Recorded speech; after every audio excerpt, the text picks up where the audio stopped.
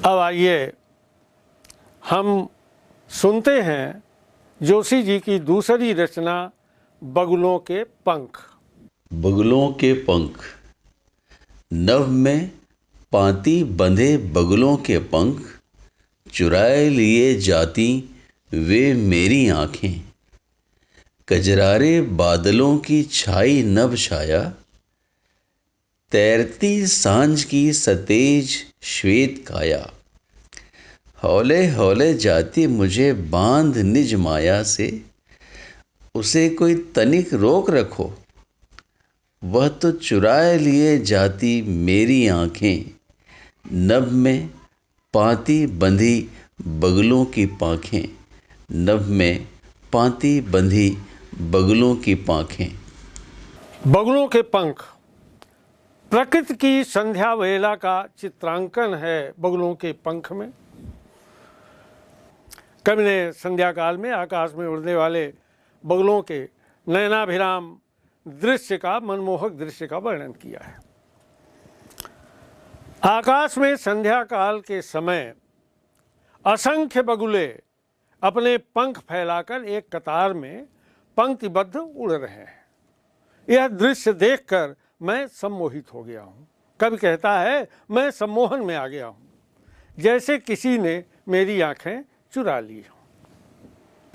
कजरारे बादलों की छाई नभ छाया, कजरारे बादलों की छाई नभ छाया, काले काले बादलों के बीच आकाश में उड़ते श्वेत बगुले ऐसे लग रहे हैं जैसे तैरती सांझ की सतेज श्वेत काया। इस तरह से लग रहे हैं जैसे कोई सफेद काया तैर रही है, उसे कोई तनिक रोक रखो, हौले हौले जाती मुझे बांध निज माया से। अरे उसे कोई रोक के रखो, उड़ने न पाए। यह सम्मोहक नयनाभिराम दृश्य अपने मोह जाल में मुझे धीरे धीरे बांध रहा है। कोई तनिक रोक रखो, हौले हौले जाती मुझे बांध निज माया से। ये अपनी माया से मुझे हौले हौले धीरे धीरे बांध कर ले जा रही है। मैं उधर उनके साथ, हमारा जो मन है वह चला जा रहा है। अरे भाई, कोई उसे तनक रोक रखो, वह तो चुराए लिए जाती मेरी आंखें।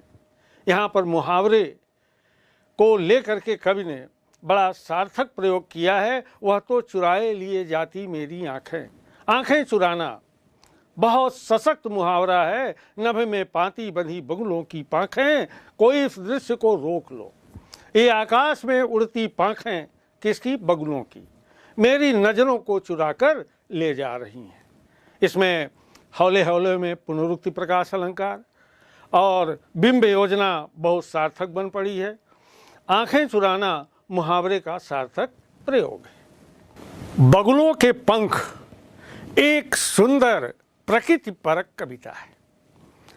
कविता से गुजरते हुए एक एक दृश्य चित्र को अपनी ओर खींचते हैं। सौंदर्य का अपेक्षित प्रभाव उत्पन्न करने के लिए कवि ने चित्रात्मक वर्णन को महत्व दिया है। यह चित्र तथा उसके मन पर पड़ने वाला प्रभाव कविता का वर्ण विषय बन गया है।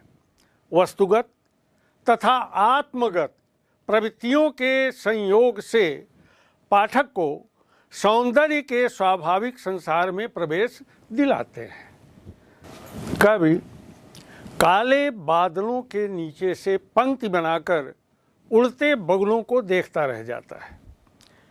ये उसे कजरारे बादलों के ऊपर तैरती सांझ की श्वेत काया के समान प्रतीत होते हैं।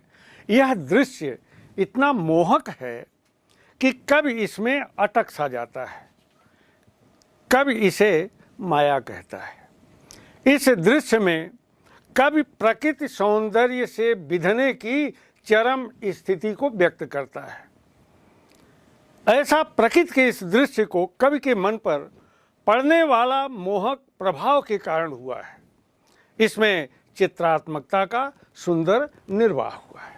यह रचना प्रकृति प्रेम या प्रकृति चित्र के संदर्भ में बहुत उपयुक्त, बहुत उत्कृष्ट और सुंदर बन पड़ी है।